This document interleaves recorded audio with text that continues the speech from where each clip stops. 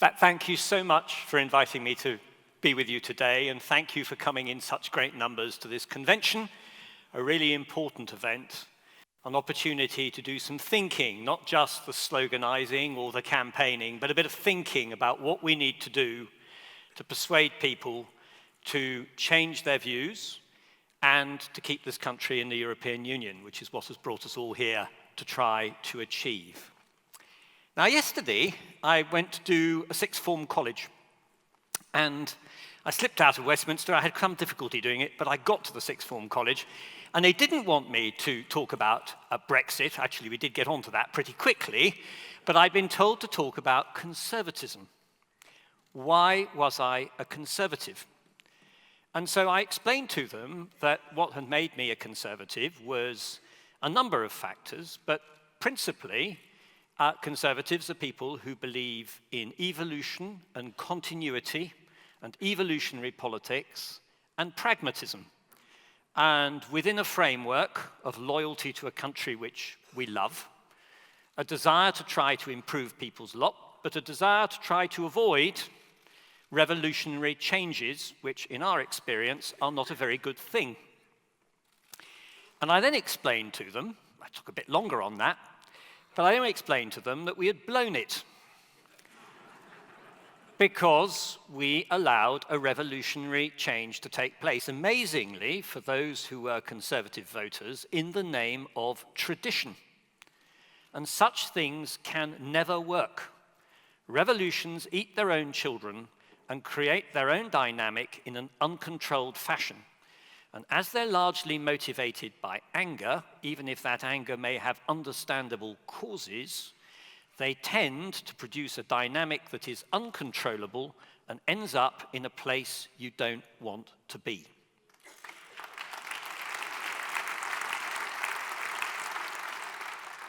And that's exactly what we've been doing to ourselves. And my friend, because she is a friend, the Prime Minister, has been doing her very best to scrabble around and to try to find a way out of this problem that minimizes the damage whilst at the same time trying to honor the referendum result. And as I think we're going to find out on Tuesday, the unpleasant truth for her, but I think it was inevitable, is that it can satisfy no one. In fact, the opinion polling shows probably under 20% of the population of the United Kingdom sees this as a satisfactory outcome to this revolutionary upheaval that we started 2.5 years ago. So the question for us, and for me as a conservative, is how can we come together as a country to find a way out of this difficulty? Of course, views are polarized. Those who stopped me, as somebody did on the underground last night, to give me an earful because they thought I was betraying my country, are entitled to their view. Of course they are. And their view, and I agree with the previous speakers, not necessarily with all the remedies. I'm not sure I agree with Caroline about leaving the old building. It may be full of mice and rats, but I can assure you a new building will fill with mice and rats pretty quickly as well. I think the building's rather good for us. But leave those little details to one side. How do we come together as a community? I was a medieval historian, the community of the realm. How do we come together as a community to solve this? And there is only one way out.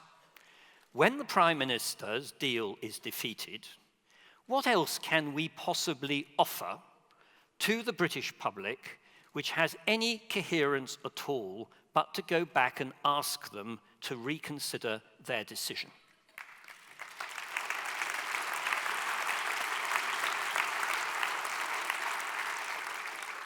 Parliamentarians do have some duties, and one of them is to prevent people from committing national suicide. A no-deal Brexit does that and cannot address the issues that we have. The alternatives, which some of my colleagues, not just Conservative, but also Labour and others, get worked up about, is, might there be a Norway or a customs union? And I just say to them this: if the elites foul up, and we end up in a situation where we're taking the United Kingdom out of the EU on a basis that is clearly unstable and unsustainable, Who is going to thank us for having done this? And moreover, when you look at these options, they're all palliatives. They're just brushing the problem under the carpet and hoping that by doing so, nobody will notice what's happened. And they will notice, and they will come back and they won't thank us at all for what we've done. So in fact, going back to the public and saying, do you want this deal? After all, it's their right to have it if they want it. Or can we persuade you, please, that this is in fact a bad idea and we can do much better for our country within the European Union, fighting our corner, cooperating with others, and building a common future that provides the peace, security, and well-being we need? That is the route that we have got to persuade them to take. And that's what I've been trying to do over the last months, gently edging people to go in the right direction.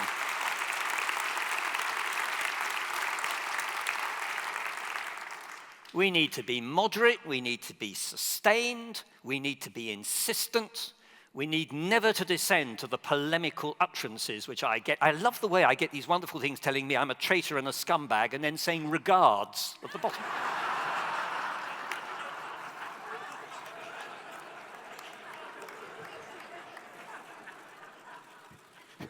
Nobody's a traitor and a scumbag. Everybody's entitled to their view. This is a democracy.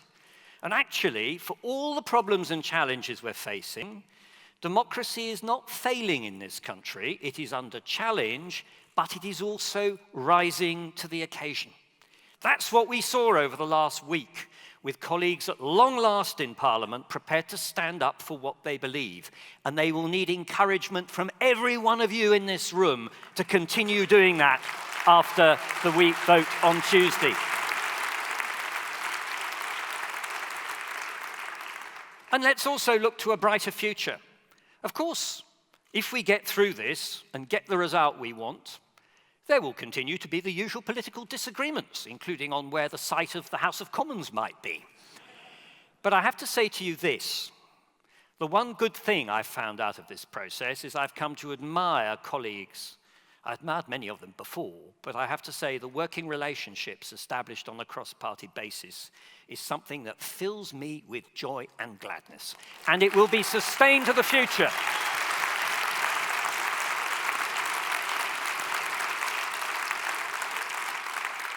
And we can sustain it for the future. And if we do that, we will have the optimism to win this argument, to take the country through this difficulty, to set it on a new course, and not only to better ourselves, but all our neighbours around us. Thank you very much indeed.